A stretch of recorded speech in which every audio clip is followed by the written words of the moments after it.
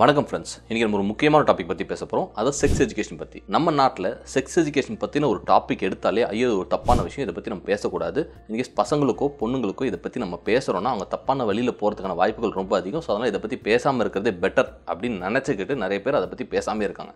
ஆனால் இதனால் என்ன பிரச்சனை வருது கம்யூனிட்டியில் அப்படின்னு பார்த்தீங்கன்னா, அவங்களுக்கு இதை பற்றின ஒரு புரிதல் இல்லாமல் செக்ஸை பற்றி நிறைய தெரிஞ்சுக்கணுன்றதுக்காக இன்டர்நெட்டை போய் பார்க்குறது, இல்லை பான் மூவிஸை பார்க்குறது, இல்லை ஃப்ரெண்ட்ஸ் கிட்ட போய் கேட்குறது, இந்த மாதிரி பண்ணி அவங்க தப்பான நிறைய புரிதலுக்கு போயிட்டு மாட்டிக்கிறாங்க.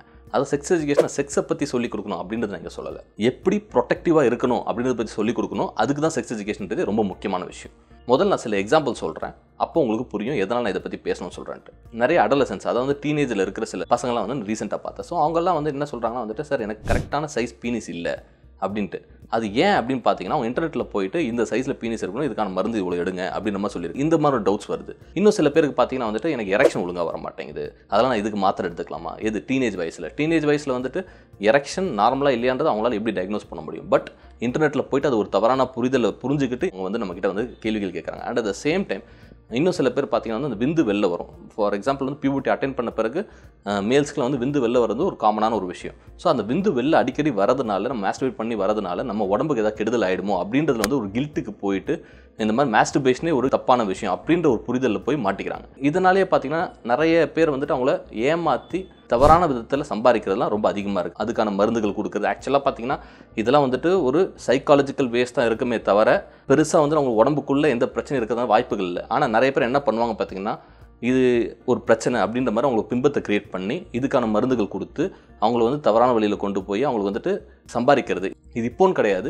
முன்னாடி ஜென்ரேஷன்லேருந்தே செக்ஸ்லேருந்து சம்பாதிக்கிறது ரொம்ப அதிகமாகவே இருக்குது. அட் த சேம் டைம் பெண்களுக்கும் பார்த்தீங்கன்னா மென்ஸ்ட்ருவேஷன் பற்றின கிளியரான புரிதல்னா அதுலேயும் பிரச்சனை வரதுக்கான வாய்ப்புகள் ரொம்ப அதிகம். ஸோ இதை பற்றி நம்ம சொல்ல வேண்டியது ரொம்ப அவசியம். அதாவது நம்ம குட் டச் பேட் டச் எப்படி நம்ம சொல்லிக் கொடுக்குறோமோ at the same time sex education பற்றி சொல்லிக் கொடுக்குறது ரொம்ப அவசியமான விஷயம். இன்னொரு விஷயம் என்னென்னா, இதை பற்றி புரியும் போது தான் வந்துட்டு செக்ஸை வந்துட்டு ஒரு டாயாக யூஸ் பண்ணி அவங்க வந்துட்டு ஒரு ரிலேஷன்ஷிப் மெயின்டைன் பண்ணுறது வந்துட்டு தேவையில்லாத ஒரு விஷயன்றது அவங்களுக்கு புரிதல் வரும். இல்லைன்னா செக்ஸ்ன்றது ஒரு ரிலேஷன்ஷிப்பில் இருந்தால் தான் வந்துட்டு நம்மளால் வந்து ஒரு ரிலேஷன்ஷிப் மெயின்டைன் பண்ணுற தவறான புரிதலும் போயிட்டு அவங்க நிறைய பேர் மாட்டிக்கிறாங்க. ஏன்னா இந்த டிஜிட்டல் எராரில் நிறைய பார்க்குறது என்னன்னு பார்த்தீங்கன்னா வந்துட்டு ஒரு ரிலேஷன்ஷிப் மெயின்டைன் பண்ணணும் அப்படின்ற ஒரு விஷயத்துக்காக செக்ஸ்டிங், அதாவது வந்துட்டு டீனேஜ் பொண்ணும் பையனும் நிறைய பேசுறது இல்லை, சம்டைம்ஸ் வந்து பிக்சர்ஸ் ஷேர் பண்ணுறதுல ரொம்ப அதிகமாக இருக்குது. ஸோ இந்த மாதிரி பண்ணும்போது என்ன ஆகுதுன்னா பிளாக் மெயில்ஸ் இந்த மாதிரி நிறைய பிரச்சனையில் போய் மாட்டிக்கிறாங்க. ஸோ இந்த மாதிரிலாம் மாட்டாமல் இருக்குன்னா ஃபஸ்ட்டு நம்ம செக்ஸ் எஜுகேஷன் பண்ணால் தான் வந்துட்டு நம்மளுடைய பசங்களுக்கும் பொண்ணுங்களுக்கும் வந்து அது புரியுறது வந்து ரொம்ப செக்ஸ் எஜுகேஷன் பற்றி நல்ல ஒரு புரிதல் வரும். அப்போ தான் வந்துட்டு அதில் போய் மாட்டிக்காமல் இருப்பாங்க. இன்னொரு விஷயம் இதில் என்ன முக்கியம்னு பார்த்தீங்கன்னா வந்துட்டு பவுண்ட்ரிஸை கிளியராக சொல்லித்தரணும். அதாவது எது வரைக்கும் அவங்களோட எல்லை, இது வரைக்கும் நீங்கள் போனால் உங்களுக்கு சேஃப், இதுக்கு மேலே நீங்கள் போனீங்கன்னா அது பிரச்சனை அப்படின்னு அவங்க கிளியராக சொல்லி கொடுத்தா தான் அவங்களும் அந்த பவுண்டரிஸை மெயின்டைன் பண்ணுவாங்க.